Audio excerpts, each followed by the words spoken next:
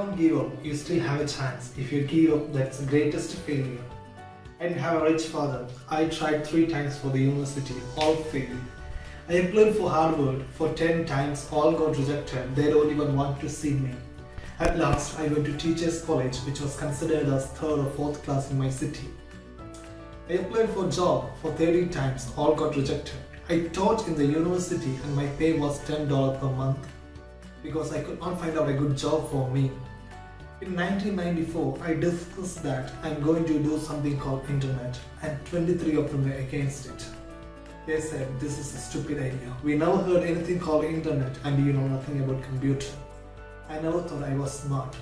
Nobody could believe that I could become a successful person because everybody said, this person think differently, this person think crazy.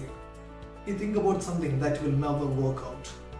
I tried to borrow $3,000 from the bank and it took 3 months. Still, we cannot do it. We talked with over 30 or 40 venture capitalists. Everybody said no. Forget it. A lot of people said Alibaba is a terrible mistake. But I said I believe it. If you keep on work hard, I never thought it would be successful as I see today. I believe that there is something great is waiting for me and I have to work hard to prove myself. So we have gathered $50,000 and we started our business. For the first 3 years, we didn't have not even a dollar as a revenue. But why it keeps going? Because I have received a lot of emails of thanks from the customers saying that this is a great work. We cannot pay you, but it helped us. If you keep on helping us, one day you will be successful. And I believed it. Little by little, we built up our business. Little by little, we built up our ecosystem of infrastructure. And after 16 years, today we have Alibaba Group, we have Tmall Group, we have Alipay, etc. But today people say, how could you make a company like this? You are so smart. We see many successful people, and the difference between these people and the other people that they are optimistic for the future. They never complain. They always try to solve the problems of the other. When you are optimistic, there is a lot of opportunity. And that's what today people say. Jack, where's opportunity? We don't have a job. We don't have that. We don't have this. The best asset you have is that you are young. Don't complain. Let other people complain. You think, how can you make things different? And when you start thinking, you start doing it. I saw a lot of young people with fantastic ideas every evening. But in the morning, they go to the office. Same again. If really you want to be an entrepreneur, start doing things before other people do. Wake up before other people wake up. Be more brave than the other people. When I was young, I visit a nearby hotel where the foreign visitors come to practice my English, and I found from them that what I learned from my teachers, my parents, and from the newspaper is different. Since then, I start to use my brain to think. You use your own brain to think. To everybody, to every person, tomorrow is new. Make the action, make the change. Don't worry whether your investors believe it or not, whether your parents believe it or not, whether your friends believe it or not. It's not important. You believe it, your team believe it, and work on that day and night. Make enough mistakes for stand up. If really you want to work for yourself, you think about other people. When other people are happy, you will be happy. When other people are successful, you will be successful. Don't worry about money. Money follows the people, and people should follow their dreams. If you have dream, go ahead. Thank you.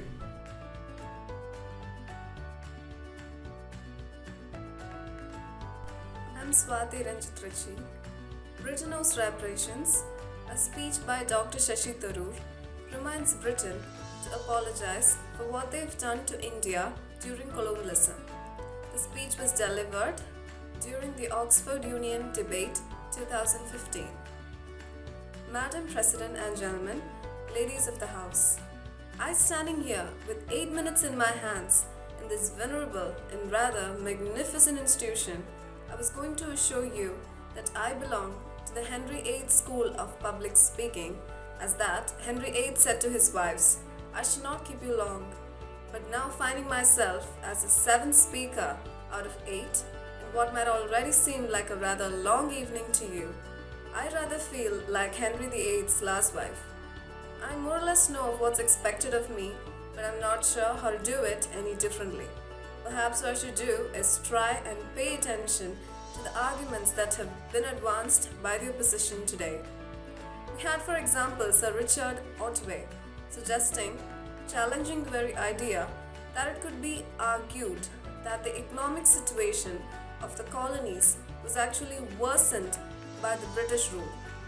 Well, I stand here to offer the Indian example, Sir Richard. India's share of the world economy was 23% when the British arrived on its shores, and by the time the British had left, it was down to below 4%. Why? Because India had been governed for the benefit of Britain. In fact, Britain's industrial revolution was premised upon the deindustrialization of India. For example, the weavers in India who had their products exported all around the world, Britain came right in, and these weavers were making fine muslin out of wool. Britain came, smashed their thumbs, broke their looms, imposed tariffs and duties on their cloths and products, taking raw materials from India and shipping back manufactured cloth, flooding the world's markets with what became the products of the dock and Saybnik mills of Victoria in England. That meant that the weavers in India became beggars, and India's share of the world trade went from being 27% to below 2%. Meanwhile, colonist Robert Clive, who bought their rotten boars in England on the proceeds of their loot in India, while taking the Hindi word loot to the dictionaries as well as their habits. By the end of the 19th century, India was Britain's biggest cash cow and the world's largest purchaser of British goods and the source for highly paid employment for British civil servants. We literally paid for our own oppression. 1/5 of the elites of the wealthy class in Britain, while staying in India, between 15 to 29 million people died due to starvation in British-induced families. Most famous example is that of the Great Bengal Famine, during which 4 million people died because Winston Churchill deliberately, as a matter of written policy, proceeded to divert the essential supplies from the civilians in Bengal to sturdy tummies and European stock reserve piles. As the others have said in the proposition, violence and racism were the reality of colonialism. And no wonder the sun never set on the British Empire, because even God couldn't trust the English in the dark. The Indian taxpayers had to cough up £100 million in that time's money. India at that time was facing recession, and poverty and hunger was in today's money £8 billion. Now we've heard other arguments, and there had been a mention about railways. First of all, let me tell you that as my colleague, the Jamaican High Commissioner, pointed out, that the railways were built to serve the interest of the British and not that of the Indians. I might also add up that many countries have built railways without having been colonized to do so. We were denied democracy, so we had to snatch it, seize it, and with great reluctance, it was considered at India's ease after 150 years, and that too with limited franchise. I'm quite prepared to accept the proposition that you can't evaluate or put a monetary sum to the kinds of horrors people have suffered. But as far as I'm concerned, the ability to acknowledge the wrong that has been done, to simply say sorry, will go far, far long than any percent of GDP in the form of aid. What is required, as it seems to me, is accepting the principle that reparations are owed.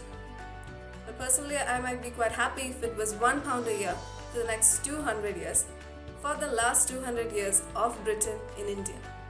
Thank you, Madam President.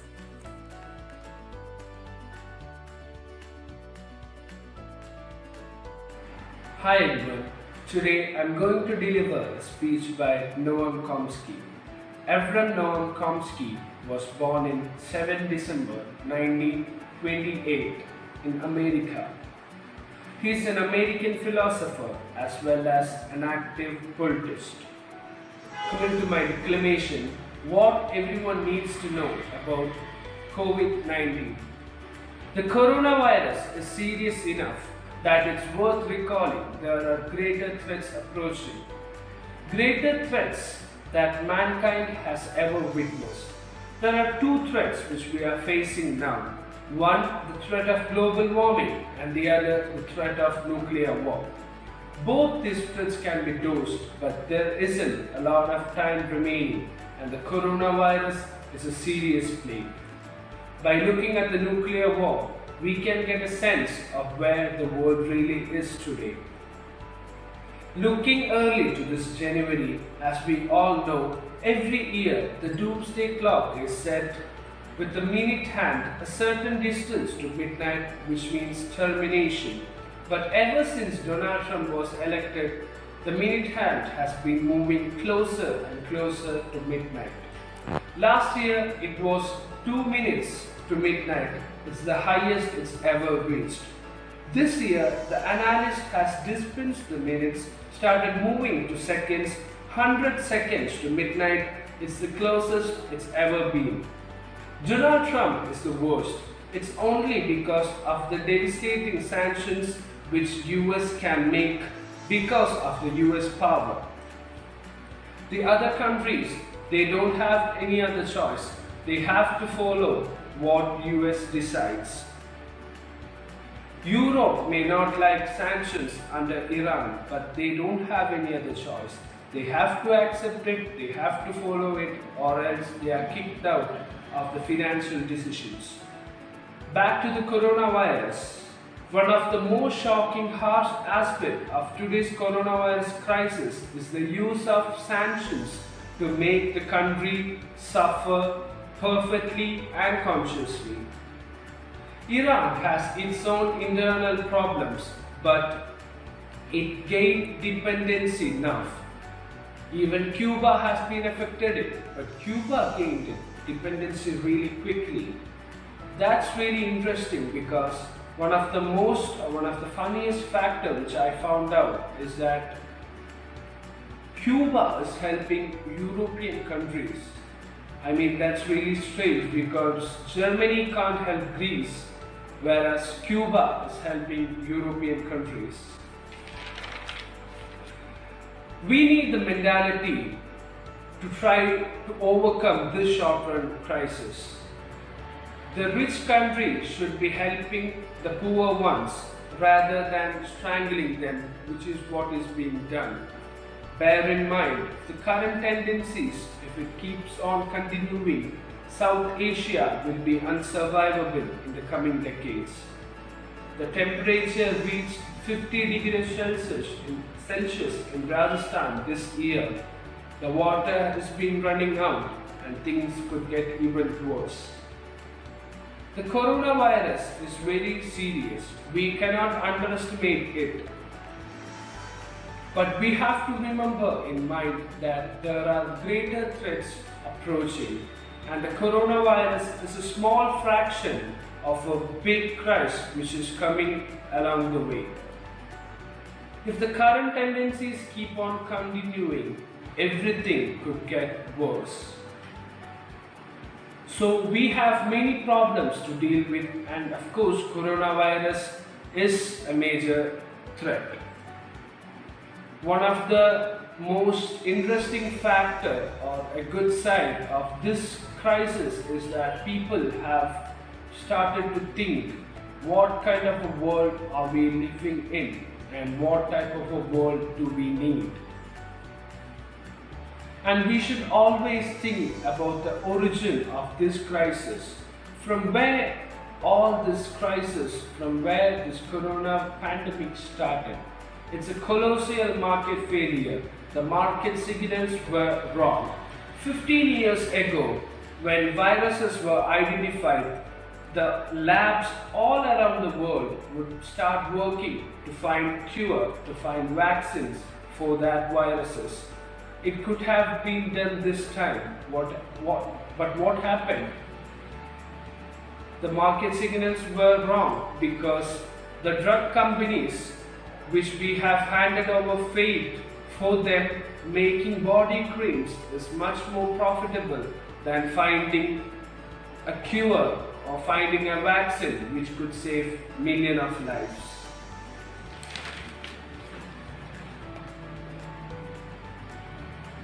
It could have been possible for the government to step in. I still remember during the wartime, during the mobilization wartime, polio was a major threat, but the vaccine was identified by the government, in fact by a governmental institution. It could have been done this time, but the neoliberal plague has blocked it.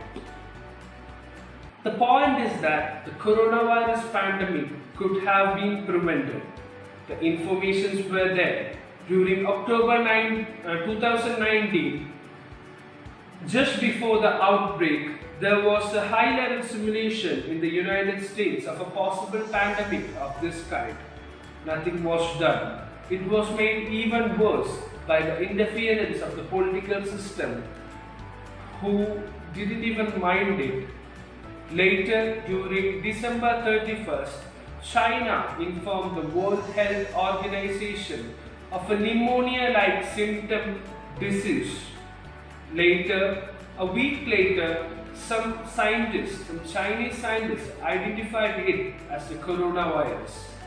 The other countries, they just ignored it. The worst were the United Kingdom, and the worst of all were the United States. One day there's no crisis, it's just like a flu, and the next day it's a terrible crisis, and I knew it all along. The next day we have to go back to business because I have to win the election. These are the mindsets of the people who are ruling this world. The fact that the world are in these hands is really shocking. The point that everything could have been prevented. The market signals were wrong. It starts right from the colossal market failure to the essence of the market. Problems in the socio-economic order made much worse by the neoliberal place, and it continues. All the institutions who could have dealt with this situation has made it much worse. So, by concluding, everything was made worse only because of the human activities. Things could have been prevented, but instead, mankind has made it even worse. I hope one day, as soon as possible, one day, people would start thinking what type of a world are we living in and what type of a world do we need. I strongly believe that people come together to make the world much better. The globalization, the problem of nuclear war, everything can be controlled if we all stand together. Bear in mind, if we don't act wisely today, things could get worse. Things could get worse that in few decades, planet Earth will be unsurvivable for mankind. So I hope everyone stands together, everyone come together in order to make the world a much better one. Thank you.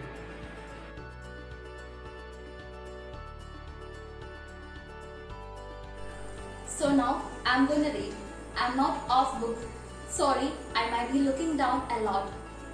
Thank you, President Coleman, Brian, Conver, faculty, students, family, alumni, and my dear friends. And especially thank you to the graduating class of 2012. 2012, wow, I never thought I'd see 2012. I thought perhaps the Mayan calendar would prove that correct. And the end of the world might be the greatest excuse for me to get out of this terrifying task of delivering a commencement speech.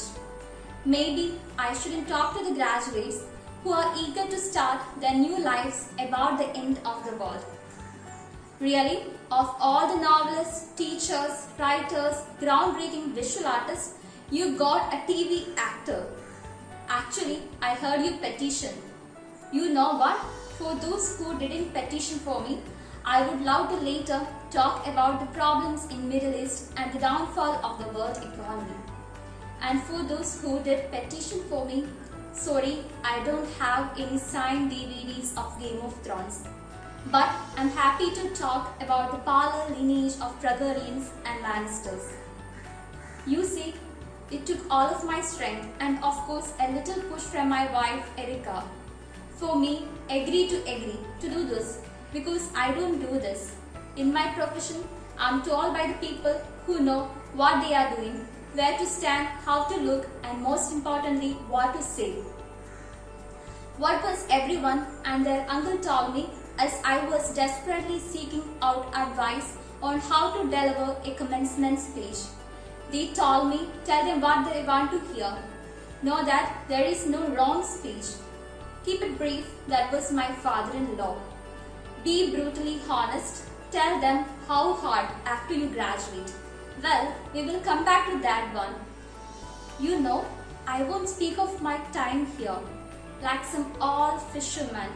You already have your time here. You have your own stories to tell. But I have to say, for me, I did start here, in Vermont on a very rainy night. It was 1987. I was a prospective student. It was raining very hard, impossible to see that I was going to meet a person who would later become my greatest friend and collaborator. I call him Shem because I do. It was late at night on the road right there near the Booth House. Despite the dark night and heavy rain, this place was so alive. Now, I was a kid from New Jersey, went to all boys Catholic high school. I was 4 foot something. I mumbled when I spoke. But for me, at Vermont, I was home. I have to say that it never gets better. Let me clarify. The more shinier, the more important people out there, your fellow students, your friends sitting around you, as good as it gets. Brooke, Ian, Justin, Brett, Etta, B were all my classmates I spent my time here and still work with. We are spoiled here, people always say to me. Such a small school it seems, but there are so many of you. I find it interesting and I think that is perfect. We couldn't help, it burned very brightly. Graduates, when I sat where you are right sitting right now, I had so many dreams of where I want to go, who I want to be and what I want to do. Theatre companies that I wanted to start with my classmates, movies I wanted to be in, stories I needed to tell, directors I wanted to work with. It might take a little time, I thought, but it never happened. What I didn't have is cash, a bank account, a credit card, and an apartment. I said debt, a big, hungry, growing large every moment debt. I packed the life that I knew with socks and a toothbrush into my backpack. And I slept on couch after couch after couch after couch at my friend's apartment in New York. Until I wore out, the rent-paying roommates were welcome. I dusted pianos and a piano store for 5 months in Ludlow Street. I worked on the property of Shakespeare's Scholar, removing the weeds and pulling the bee nest. I went unemployed once, but not for longer. I couldn't hand over the grief. Eventually, I was able to pay for rent for a small spot on the floor of an apartment. But my roommate had a breakdown and disappeared. After 2 years of job and couch surfing, I got a job in application processing as a data enterer at a place called Professional Examination Services.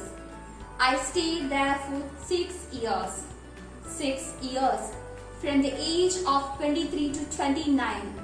All they loved me there because I was funny. Later, I hated that job. But I was clung to that job. Because of that job, I could afford my own place. At 29, I told myself, the next acting job I get, no matter what it pays, I will be from now for better or worse. Being a working actor, I got a low-paying theatre job in a play called Imperfect Love, which led to a movie called 13 Moons with the same writer, which led to other roles and other roles. At 29, walking away from data processing, I was terrified. I was afraid of change. Are you? So, at 29, a very long last, I was in a company of actors, writers and directors. Praise is rest of your life to meet you. Don't search for the defining moment. The moment that define you have already happened. It happened again. It passes so quickly. I'm sure you will find your rhythm. You will find your rhythm or you will continue with the rhythm you have already found.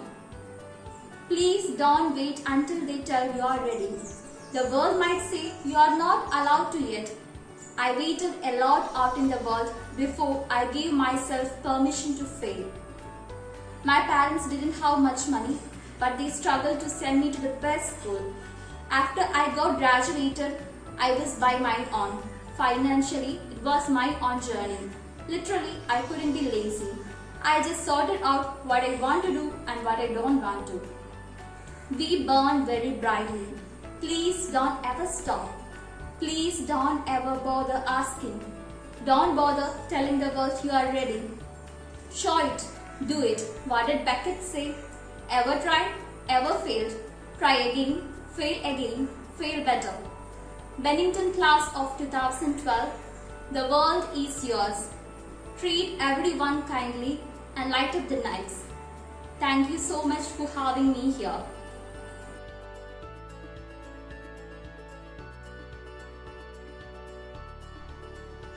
Good day everyone.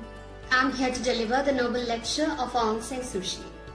Aung San Suu Kyi is a human rights activist, Nobel Prize winner and the current State Councillor of Myanmar. She brought democracy to her country with non-violence. She is the leader of National League for Democracy in Burma and a famous prisoner. Now let me begin with the speech. Your Majesty, Royal Highness, Excellencies, distinguished members of the Nobel Committee. Dear friends, long years ago, it seems many lives ago, I was at Oxford listening to the radio program Desert Island Disc with my young son Alexander.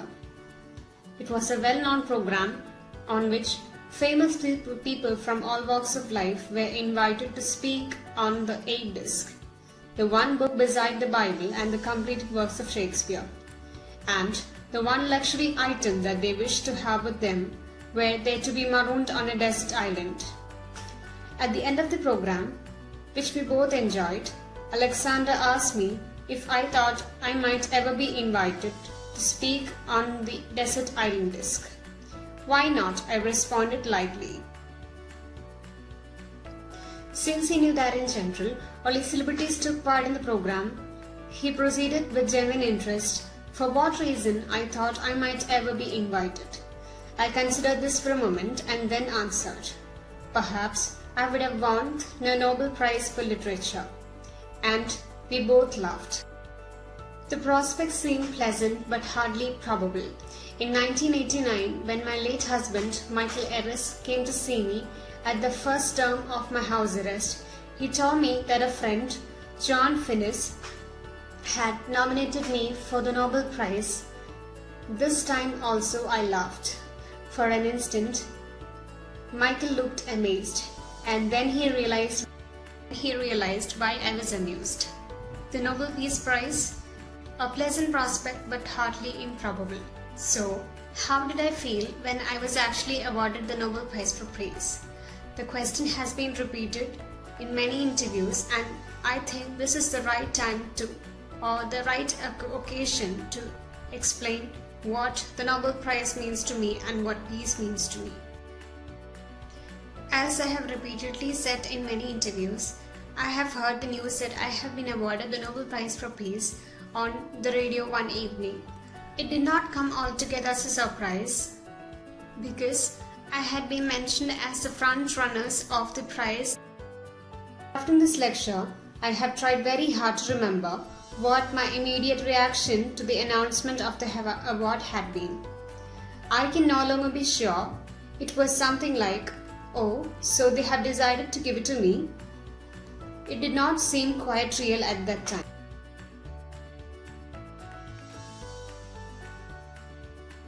Hi, myself Pallavi P. Verma. Today, I am going to present a declamation by Dr. APJ Abdul Kalam. Dr. APJ Abdul Kalam was an Indian aerospace scientist and politician who served as the 11th President of India from 2002 to 2007. He was born and raised in Rameshwaram, Tamil Nadu and studies physics and aerospace engineering. He was a recipient of several prestigious awards including Bharat Ratna, India's highest civilian honor. You should know how to handle success. Most importantly, how to handle your failure. Particularly if you are in the management environment, yet I want the young people to understand how to manage your failure. Because any task you do, you have to come across from the problem. Problem should not become the captain of the individual or the project chief. The project chief should become the captain of the problem and defeat the problem and succeed. Learning gives you creativity. Creativity leads to thinking. Thinking provides knowledge, and knowledge makes you great. History has proven that those who dare to imagine the impossible are the ones who break all the human limitations. In every field of human endeavor, whether it is science, medicine, sports, arts and technology, the name of the people who imagine the impossible are engraved into our history. By breaking all the human limitations, they change the world. You take C.V. Raman, you take Newton, you take Chandrasekhar. By breaking all the human limitations, they change the world. You know, I had a teacher when I was a young boy, a 10-year-old boy. Second World War is going on. At that time, I used to see my 5th class teacher, a science teacher.